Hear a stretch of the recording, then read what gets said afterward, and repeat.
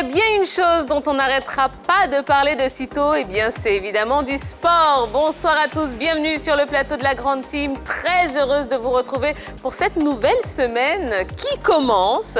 Alors on a beaucoup d'informations à vous proposer et on le fera du lundi au vendredi de 20h30 à 22h en direct sur la 3, évidemment. Alors je vous rappelle que cette émission, c'est votre émission. Oui, vous pouvez y participer, elle est interactive.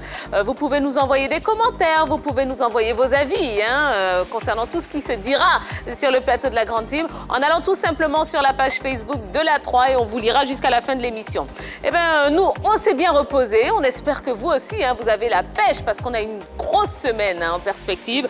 Alors, si vous êtes prêts, eh bien, c'est parti pour la Grande Team. Et vous le savez, maintenant, tous les soirs, on vous propose une grande question qui va être un petit peu notre fil rouge tout au long de l'émission. Et ce soir, la question concerne l'élection à la FIF. Et c'est vrai que face aux multiples crises auxquelles on assiste, eh bien, est-ce qu'il faut, selon vous, craindre le pire?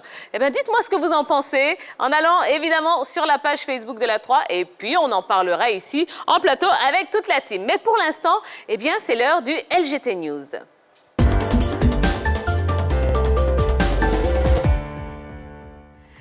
Dans ce LGT News, on parlera des Jeux Olympiques de 2032, on parlera moto, on parlera Formule 1, basketball et puis notre page football, évidemment. On commence avec les JO 2032, le Qatar officiellement candidat. Et oui, le Qatar a confirmé ce lundi être candidat à l'organisation des Jeux Olympiques 2032, après ceux de Paris en 2024 et Los Angeles en 2028. Eh bien, le pays du Golfe rejoint ainsi d'autres prétendants. On passe maintenant à la moto. Quartararo, roi d'Andalousie. Eh oui, Fabio Quartararo a remporté ce dimanche le Grand Prix d'Andalousie, sa deuxième victoire consécutive en MotoGP, après avoir totalement dominé la course sur le circuit de Jerez. Le pilote français, âgé de 21 ans, prend ainsi le large au championnat du monde après 2 épreuves. En Formule 1 à présent, 3 nouveaux Grands Prix au calendrier. Et oui, les Grands Prix de Formule 1 aux États-Unis, au Brésil, au Mexique et au Canada n'auront pas lieu cette année. Mais 3 nouvelles courses en Allemagne, au Portugal et en Italie ont été inscrites au calendrier en octobre. L'objectif est toujours d'organiser de 15 à 18 épreuves en dépit des bouleversements provoqués par la pandémie de coronavirus. Un petit peu de basketball à présent et en NBA. Oui, une bonne nouvelle. Rudy Gobert et LeBron James ont rejoué. Alors Rudy Gobert a rejoué 19 semaines après s'être retrouvé dans l'œil du cyclone en étant testé positif à la Covid-19. Et chez les Lakers, LeBron James s'est amusé durant un gros quart d'heure au cours duquel il a inscrit 12 points et 5 passes. On ouvre tout de suite notre page football. On commence avec l'hommage de Serge Aurier à son frère assassiné. Ce dimanche, après la rencontre de la dernière journée de Premier League qui a opposé son club Tottenham à Crystal Palace, eh bien Serge Aurier a adressé un message émouvant sur Instagram à son frère assassiné le 13 juillet dernier.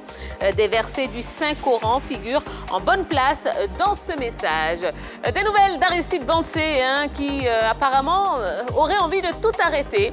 Eh bien quelques jours seulement après avoir annoncé, après avoir mis fin à sa carrière internationale, eh bien Aristide Bancé a annoncé vouloir également arrêter en club. Dans une publication sur Facebook, le désormais ex-international burkinabé a fait savoir qu'il avait l'intention d'arrêter avec son club, le Oroya de Conakry. Ça sent la fin de carrière pour Aristide Bancé. Et puis, cette affaire qui remue un petit peu le net, oui, François Zawi contredit Zokora Didier. Des mois après la révélation de Didier Zokora sur le pénalty manqué par Didier Drogba lors de la finale de la CAN 2012, eh bien François Zawi, le sélectionneur national, est sorti de sa réserve. Contrairement au dire de Maestro, le technicien ivoirien, interrogé par Copa Barry, a expliqué que Didier Drogba était bel et bien le choix numéro 1 pour les pénaltys. Et enfin, des nouvelles du championnat de Côte d'Ivoire. La saison démarre le 10 août. Après des mois d'arrêt, eh bien, le football local va reprendre ses droits. Dans un communiqué publié ce lundi, la FIFA annonce que l'ouverture de la saison 2020-2021 aura lieu le 10 août 2020. Cette saison prendra fin le mercredi 31 juin 2021. Eh bien voilà, c'est tout pour les news de ce soir, mais on a encore plein de choses à vous proposer en compagnie de la grande team. Bonsoir à tous. Bonsoir Tia. Comment allez-vous? Ah, c'est la forme, hein, c'est lundi. Oui, Vraiment ça a été le week-end? Ah ben oui, pourquoi pas, c'était super bien. Hein. Ouais. Ah Yellow, t'as pas fêté? Non, du tout. Moi j'ai fêté à la maison, c'est super bien. Vous J'ai avez invité fêté Henri Joël, quoi? mais il n'est pas venu. Vous avez fêté quoi? La vie, pourquoi pas. Ah, mais c'est important. Ah, mais vous avez bien raison. Et là, je vous encourage à le faire plus souvent. Le samedi prochain et le dimanche, le week-end prochain, je vous invite Tia. Bon, je vais y On penser. va fêter sainement. Sainement non, la on va vie. fêter. Oui, Allez, par rapport à toutes ces news dont on a parlé, Yellow, qu'est-ce que vous retenez? Alors, on va prendre la destination du Qatar, qui est officiellement candidat pour les JO, pour l'organisation des JO en 2032. Alors déjà, il faudrait savoir que le Qatar avait émis le souhait d'organiser les JO pour l'édition 2016 et 2020, sauf que cela a échoué parce que le Qatar proposait de les organiser dans le mois d'octobre. Et dans le mois d'octobre, les températures estivales atteignent jusqu'à 50 degrés Celsius. Wow. Sauf que c'est même pas évident qu'on puisse jouer dans ces conditions-là. Mais quand on a vu que le Qatar a mis des infrastructures en place pour pouvoir accueillir le Mondial 2022, alors le CIO a commencé à revoir sa position, à voir que, ah ben oui, le Qatar est un formidable candidat pour pouvoir accueillir les JO en 2032. Alors, en face du Qatar, on a l'Inde, on a l'État australien du Queensland et on a Shanghai. Donc, on attend la décision finale du CIO pour savoir si le Qatar sera bien évidemment l'organisateur des JO en 2032. Voilà. Ben, super. Et quand on voit les images, là, ça donne envie quand même. oui. Yellow. Ça donne envie. Envoyé spécial au Qatar. Est-ce que vous voyez ça? Yellow là-bas. avec les gratte-ciel. Ouais. Super, hein. Eh bien, merci beaucoup, vous en Yellow. prie. Jojo. Avec maman, je vais revenir sur le fait Zawi qui contredit Zokora Didier, Oui. qui avait affirmé lors d'une vidéo que Drogba n'était pas le choix de l'entraîneur pour le penalty contre la Zambie en finale 2012. Ouais. Et dans la vidéo qui a été réalisée par Copa Barry, qui a son direct maintenant sur Facebook, Copa a fait son match, il lui a demandé est-ce que c'est vrai? Il a nié les faits, il a dit qu'il y avait 3 tireurs normalement officiels dans la sélection ivoirienne. Il y avait Didier Drogba qui était le tireur numéro 1, il y avait Yaya Touré qui est le tireur numéro 2 et Kalou Salomon qui est le tireur numéro 3. Et quand il y a un match que l'un des tireurs ne se sent pas, voilà, il fait la passe au deuxième tireur et c'est comme ça que ça se passe. Et dans le match, si Drogba a pris la peine sur lui de tirer le penalty, c'est qu'il se sentait. Donc il n'y a pas lieu d'accuser quelqu'un. Drogba était dans son plein droit parce que c'était le tireur numéro 1 et qu'il n'y a pas lieu de dire que Drogba ne devait pas tirer le penalty. Du coup, il vient contredire tout ce que Zokora Didier disait sur le net. Et ça m'a fait vraiment du feu sur le net. Et on constate ça vraiment avec aberrance. Bon, aberration, oui, tout Aberration, à fait. pardon. Mais c'est vrai que c'est un petit peu dommage, moi je trouve. Oui. Bon, 2012, 2020, aujourd'hui, est-ce qu'on a besoin de remuer toute cette gadoue? Bon, je suis pas sûre. Je pense pas qu'il faut Mais en tout cas, oui, du calme, les gars, c'est pas... Ouais, effectivement. Voilà, c'est passé, et on est tous passés à autre chose. Pas le feu en la douleur. Exactement. Henri-Jo. On va rester avec le football et tenez-vous bien que le football ne reprend pas de façon claire sur les pelouses le 10 août prochain. Ah bon? C'est vrai, il y a eu le communiqué qui parle de l'ouverture de la saison le 10 août. On pensait qu'ils allaient ouvrir les stades, tout ça, jouer. Non, on va se calmer, il ne s'agit pas de ça. D'abord, à partir du 10 août, ça veut dire que les équipes sont autorisées à inscrire leurs différents joueurs pour la saison 2020-2021. D'accord. On ne jouera pas au foot. C'est-à-dire chaque équipe vient, voilà la liste de mes joueurs, tout et tout. Maintenant, au niveau des transferts, on va aussi chercher à inscrire les joueurs qu'on veut dans son équipe au niveau de la fédération. Maintenant, en ce qui concerne le football lui-même, il faudra attendre la nouvelle équipe au niveau de la fédération qu'on connaîtra bien sûr après les élections. C'est à elle maintenant de décider à quelle date va commencer de façon claire le football au niveau de notre pays. Maintenant, là aussi, habituellement, on avait la Super Coupe des Côte d'Ivoire qui opposait le vainqueur, le champion Voilà. face au vainqueur de la Coupe nationale.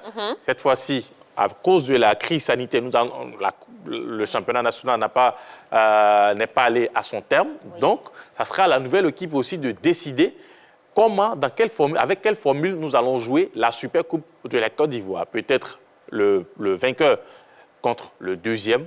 Voilà, ça sera à la nouvelle équipe de décider. Sinon, le football, de façon claire, de façon très claire, comme on connaît nous tous, ne commence pas le 10 août. Ah, sinon, nous, à Tiwakro, on a acheté nos bas, nos maillots, tout ça pour aller jouer. On était très prêts. Bon, il faut dédommager mon cousin Valentin parce qu'il a vraiment beaucoup dépensé là-dedans. Donc, moi, je sais pas. Ils ont dit le 10 août, on ouvre la saison. Mais Henri Jo vient de mentir qu'il vient de donner la vente.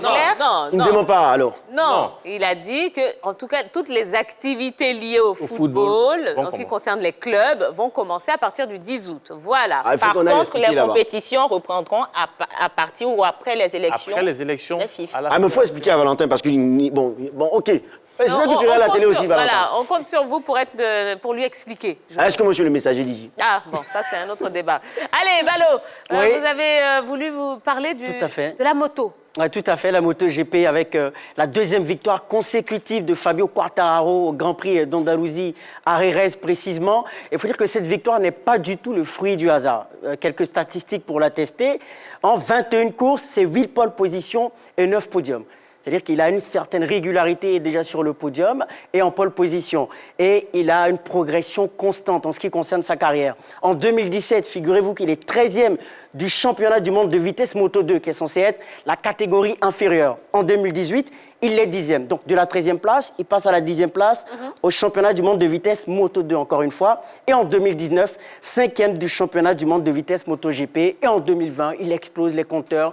Deuxième victoire consécutive, c'est un pilote en pleine confiance. Et comme un symbole, on a eu, durant cette course, une image frappante. Valentino Rossi, surnommé le docteur, l'ancien champion du monde de MotoGP, qui a échangé avec Fabio Quartararo, qui a reconnu que c'était son idole. C'est peut-être un passage de témoin auquel on a assisté. C'est peut-être une image historique. On attend la fin de saison pour la tester. Et on rappelle qu'il n'a que 21 ans. Tout à fait, il est jeune et il a encore une marge de progression. Absolument. Ah, c'est son vrai âge? Ouais. Absolument. Bah, oui. Non, je demande juste en passant par là. Son vrai 21 ans et puis... Il n'y a pas de souci, on a compris. Okay, pas de souci. Eh bien, d'accord. Ben voilà, voilà ce qu'on pouvait vous dire concernant donc toutes ces news. C'est bref qu'on avait envie de partager avec vous.